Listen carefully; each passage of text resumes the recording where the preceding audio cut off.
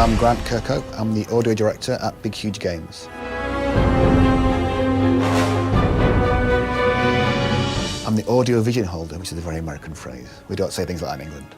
I'm the guy that kind of has to have the overview of how I think the game should sound in its entirety, which that involves everything from voiceover to sound effects to music to the whole thing. I kind of come up with that general scope.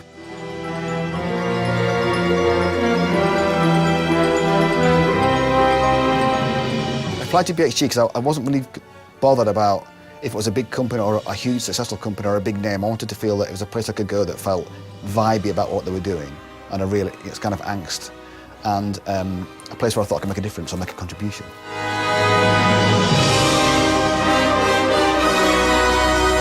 My career to date has been, I've had quite a lot of broad appeal games like Banjo-Kazooie and Donkey Kong and those kind of games. But I've never had to write anything musically, certainly on the scope of this game. You know, it's a very overblown, gigantic world, and I have to make sure that the music and the sound effects match up to that.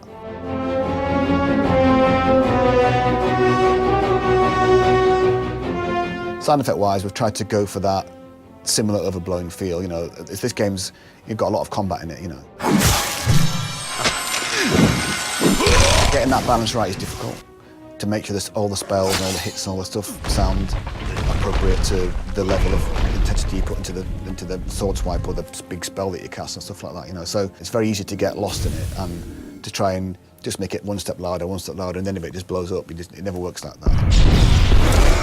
A bad sound design can murder a game, absolutely kill it. If you've got a repetitive noise, like a footstep or something like that is absolutely awful, it will drive people mad, and they won't want to play it for that reason. It's a really kind of juggling act to try and get a sound that is obtrusive enough that it's all right, but not too obtrusive that gets on your nerves, all that kind of stuff, that kind of mixing of it all and playing with it and turning it up and down, and it's all about attention to detail and taking little small increments and little steps to build up this kind of big soundscape that works.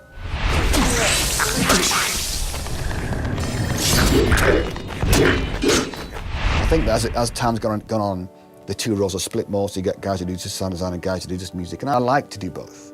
I like to be able to do, because it gives me a break from just composing over and over again or just doing sound design over and over again. I like to get that kind of variety, and it's great fun to do both as well. It makes it much more, go and find 50 fart samples for the farting gorilla. There isn't a farting gorilla in Reckoning, but other games I've done, there probably is a farting gorilla somewhere.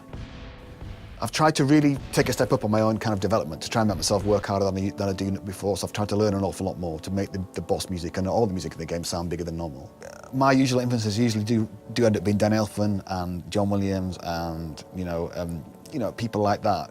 That's the kind of people that I aspire to, and I'll probably lean more towards John Williams at the moment. I think John Williams can be easily overlooked because people think, oh, he writes those tunes like E.T. and all that kind of stuff, But if you listen to his music for his fight sequences or anything else, it's tremendous. It's massively chromatic. It's very complicated. It's all over the place. It's not easy to keep up with what he's doing because he's so good at that. But when it comes to the big tune, he's right on the money with it, So I have tried in my own small way to do something like that, and I'd like to think that it sounds a bit different to other people's games. I've tried to be different with our game. It's very dark, there's lots of big sequences that are just complete minor chord after minor chord after minor chord, it doesn't change. There's very little major chordness in a lot of the levels. In one of the particular regions, it's just major chords strung together, major triads, and that's just to make it sound different.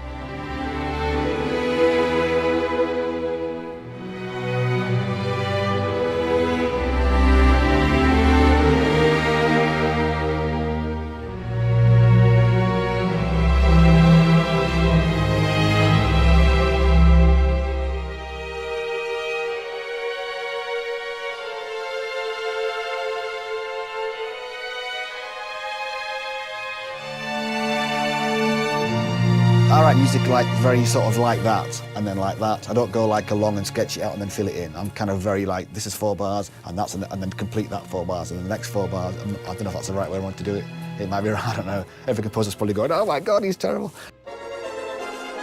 I played in orchestras from the age of 11 on trumpet, so I do know how this sounds. That's why I think when I came to write for orchestra, I didn't find it very difficult. But you never get used to that kind of, the wealth of it. It's such a different sensation. I mean, there's nothing like just having that 85, 90 people sat there, playing your music. It's incredible, I mean, this time, I use like 2 euphoniums extra, 3 trombones, bass trombone, tuba, 3 trumpets, 6 French horns, triple woodwinds, double strings, massive, you know, I just really went for the numbers of people, and you know, you get such a massive thick sound doing that.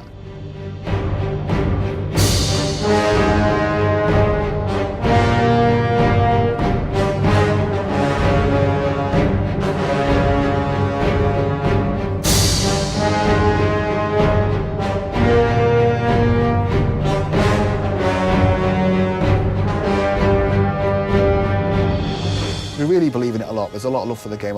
Everybody here is all, you know, dedicated to try and make it as best as possibly can. There's no shortcuts. We're trying to just do it all, you know. And we're gonna live and die by it, and that's the way it should be. You know, there's no hedging your bets here. It's absolute